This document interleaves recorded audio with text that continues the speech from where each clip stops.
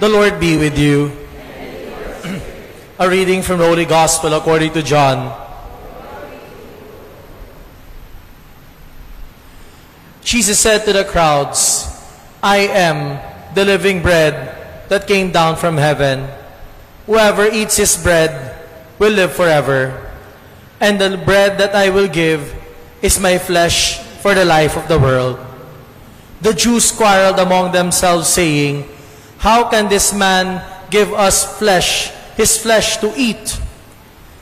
Jesus said to them, Amen, amen, I say to you, unless you eat the flesh of the Son of Man and drink his blood, you do not have life within you. Whoever eats my flesh and drinks my blood has eternal life, and I will raise him on the last day. For my flesh is true food, and my blood is true drink. Whoever eats my flesh and drinks my blood remains in me, and I in him. Just as the living Father sent me, and I have life because of the Father, so also the one who feeds on me will have life because of me. This is the bread that came down from heaven. Unlike your ancestors who ate and still died, whoever eats this bread will live forever. The Gospel of the Lord.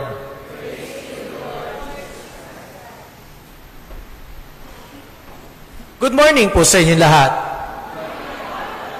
My dear friends, today we celebrate the 20th Sunday in Ordinary Time. In the desert, there are two kinds of birds that live. First, we're familiar with it. It's called the vulture. Yung mga buitre. Ano bang kinakain ng buitre? Vultures feed on dead bodies of animals. Malakas daw ang pangamoy ng vulture. Pag mayroong patay na hayop, palilibutan ito at pupuntahan para kainin. Simple put, vultures feed on the dead. Pero may ikalawang klase daw po ng ibon na nakatira sa disyerto. Ang tawag po dito ay hummingbird. But unlike vultures that eat dead bodies of animals, hummingbirds stay in what we call oasis. Ito yung mga green patches of land na may water sa disyerto. And hummingbirds do not eat dead bodies. Rather, they eat fresh fruits and flowers. Yan ang pagkakaiba. Ang vulture, kumakain ng patay. Ang hummingbird, they feed on the living. Maganda pag-isipan natin to. How do we sometimes become like vultures, eating the dead, feeding on the dead, living in the past? And how can we be more like hummingbirds? Feeding on what is alive, so that we could be truly alive and live fully. Nanonood po ako ng YouTube noong isang araw. Sabi po sa YouTube, na video pinapanood ko, one of the secrets to have a long life is to eat healthy. Avoid junk food. Habang pinapanood ko po yung kumakain po ako ng chicharon. Ang hirap. Because, my dear friends, let's face it, sometimes we enjoy eating junk food than real food. If we eat junk food, what we put in our bodies is junk. But when we eat and put into our bodies real food, it makes us fully alive. This is already the 4th Sunday where we hear Jesus discussing the bread of life discourse. First week, Jesus multiplied the bread and the fish, feeding the multitude. Second week, Jesus saw the hunger of the people because they were following Him. Not because He's the Messiah, but because they think He could give them bread.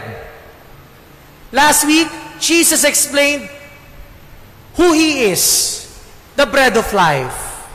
And in our gospel reading today, we hear Jesus talking about the effect of receiving the bread of life. And what is the effect of receiving the bread of life? Eternal life. At yan po ang hashtag natin ngayon, eternal life. Sa live stream dito. Ano po ba ang ibig sabihin ng eternal life? Ano po ba ibig sabihin ng buhay na walang hanggan? Sa panahon natin ngayon, pag merong birthday, paano na ba natin binabati ang mga birthday celebrants? Natutunan ko lang po ito. Happy birthday sa iyo! Mabuhay ka hanggang gusto mo. Yan ba ang eternal life? Mahabang buhay? Mabuhay ka na 100 years old? No. Eternal life is more than just living a long life. We understand eternal life, tatlong letter P, madaling tandaan. First letter P, my dear friends, presence. Eternal life is living in the presence of God. Why does Jesus say He gives His flesh? Mga kapatid, real talk lang, ano po bang kinakain natin mga tao? Kumakain tayo ng flesh. Flesh of animals. Chicken, pork, beef, kahit flesh ng isda, counted pa rin. We need to eat. If we don't eat, we die. If we don't eat, it's hard for us to think.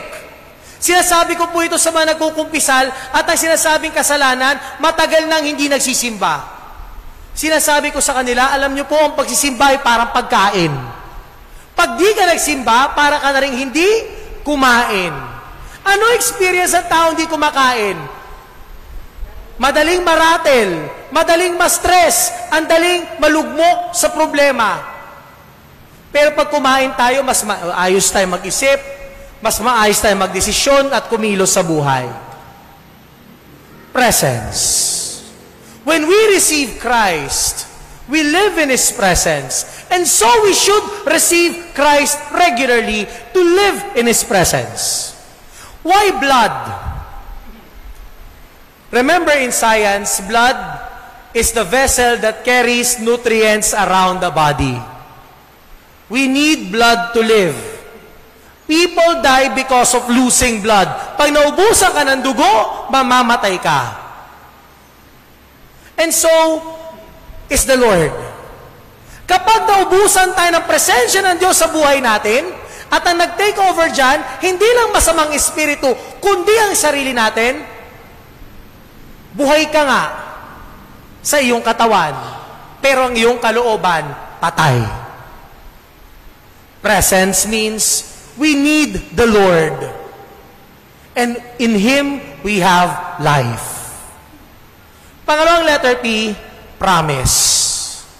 What is the promise of eternal life?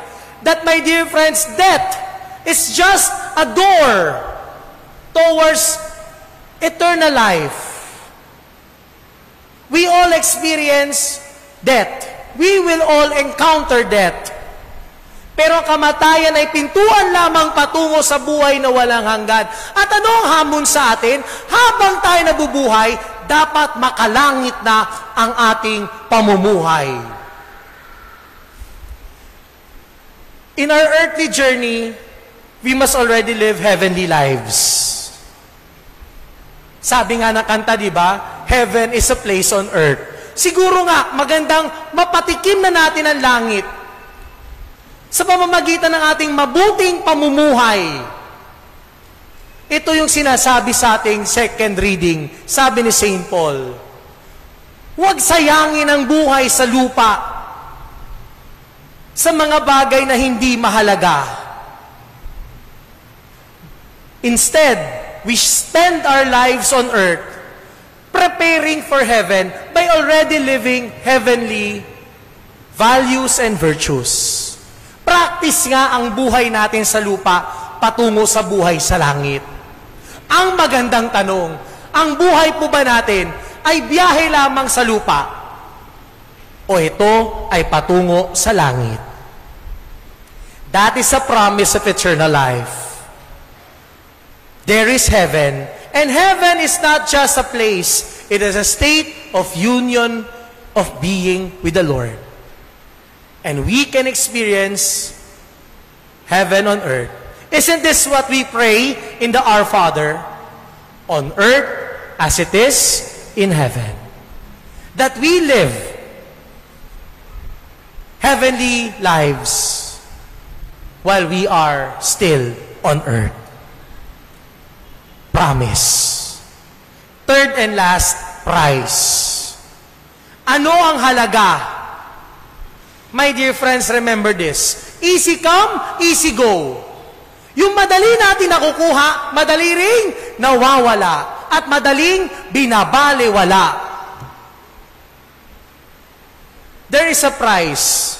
Eternal life has a price. And the price is what? Discarding the life of sin by embracing wisdom. Our first reading talks about wisdom. What is wisdom? Tinuturo ko po ito sa philosophy class. There's a difference between knowledge and wisdom. Magkaiba yung kaalaman sa karunungan.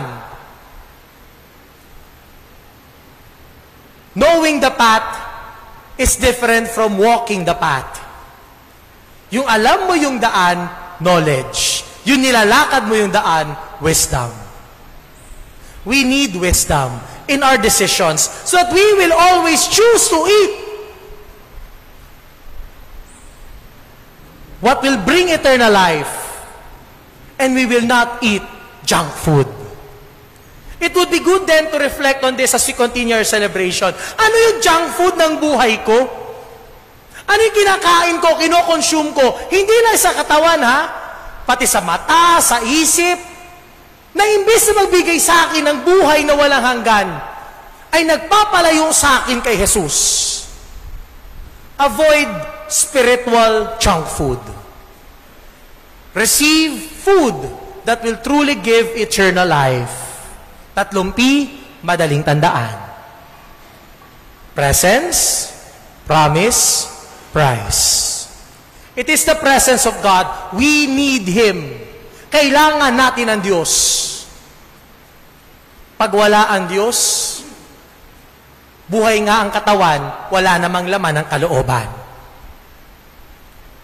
The promise of eternal life, to make our lives oriented towards our heavenly destination. Biyaheng patungong langit ang ating buhay sa lupa. And what's the price? Give up the life of sin. Give up the life of ignorance. Give up the life of selfishness. And through wisdom, receive the life of Christ. Amen.